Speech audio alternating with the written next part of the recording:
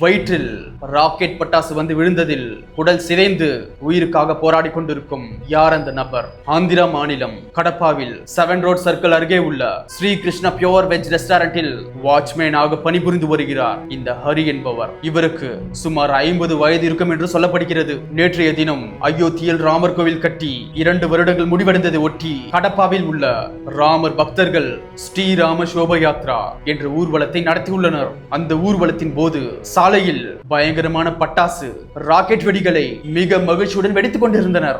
எதிர்பாரா விதமாக அவர்கள் வெடித்துக் கொண்டிருந்த ராக்கெட் ஒன்று சீறி பாய்ந்து சென்று அந்த ஹோட்டல் வெளியே நின்று கொண்டிருந்த வாட்ச்மேன் ஹரி வயிற்றில் விழுந்து வெடித்ததில் வயிறு பிளந்து குடல் வெளியே வந்து விழுந்தது.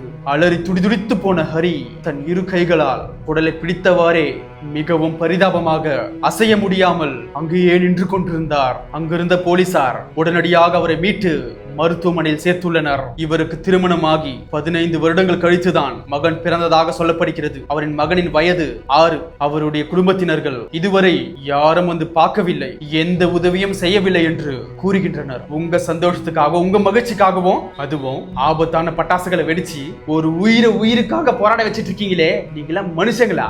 யோ, இவ்வளவு பப்ளிக் கூடுற இடத்துல இவ்வளவு பட்டாசு வெடிச்சா கண்டிப்பா ஏதாவது ஆகும் அப்படின்ற ஒரு பேசிக் சென்ஸ் இல்ல உங்களுக்கு, அறிவு இல்ல உங்களுக்கு, மூளைன்னு ஒண்ணு இருக்குதா இல்லையா? இங்க மட்டும் இல்லங்க, பல இடத்துல இந்த மாதிரியான பல சம்பவங்கள் நடந்துட்டு இருக்கு. பல நாய்ங்க மத்தவங்கள பத்தி யோசிக்கிறதே இல்ல. பாவம் ஒரு வாட்ச்மேனுங்க 15 வருஷம் கழிச்சுதான் அவருக்கு ஒரு பையன் பிறந்திருக்கான். உங்களோட மகிழ்ச்சிக்காக உங்களுடைய கொண்டாட்டத்துக்காகவும் அவங்க குடும்பத்தை நீங்க இப்படி திண்டாட வச்சிட்டு இருக்கீங்களே, உங்களெல்லாம் என்னங்க சொல்றது? இந்த மாதிரி சம்பவம் உனக்கோ உங்க கூட இருக்கிறவங்களுக்கும் நடந்தா எப்படி ஃபேஸ் பண்ணுவீங்க? உன் குடல் வெளியில வந்து விழுந்தா உனக்கு எப்படிடா இருக்கும்? அதே மாதிரி தானே மத்தவங்களுக்கு இருக்கும். எப்படிங்க இந்த போலீஸ் அரசாங்கம் இவ்வளவு பேர் கூடுற இந்த பொது வெளியில பட்டாசு வெடிக்க அனுமதிக்கிறாங்க? பட்டாசு வெடிச்சவன் நான் இது வேணும்னு பண்ணல, நான் தெரியாம பண்ணிட்டேன் அப்படின்னு சொல்லி தப்பிச்சிருவான். ஆனா அந்த பாதிக்கப்பட்ட மனுஷனுடைய நிலைமையை கொஞ்சமாவது யோசிச்சு பாத்தீங்களா? அவங்க குடும்பத்தை யோசிச்சு பாத்தீங்களா? சில நியூஸ் சேனல் அவர் ரெக்கவர் ஆயிட்டு இருக்காருன்னு சொல்றாங்க, சில பேர் அவர் இறந்துட்டாருன்னு சொல்றாங்க. எது உண்மைன்னு தெரியலங்க. ஆனா இதுல ஒரு விஷயம் மட்டும் மாறவே மாறாதுங்க, பாதிக்கப்படுறது எப்பவுமே ஒரு ஏழை தான். ஏங்க நான் திரும்ப திரும்ப திரும்ப பல்லாயிரம் தடவை இது ஒரே விஷயத்தை தாங்க சொல்றேன். உன்னை நேசிக்கிற மாதிரி மத்தவங்களை நேசிச்சா இந்த மாதிரி மத்தவங்களை துன்புறுத்துற மாதிரி செயல் பண்ணுவியா? உன்ன மாதிரி தானே அதே அதே ஹார்ட் அதே எல்லா உறுப்பும் அதே மாதிரி தானே இறைவன் மத்தவங்க பறிச்சிருக்காரு. உனக்கு வந்தா மட்டும் தான் வலியா? மத்தவங்க வலியை கொஞ்சம் கூட புரிஞ்சுக்க மாட்டீங்களா நீங்க?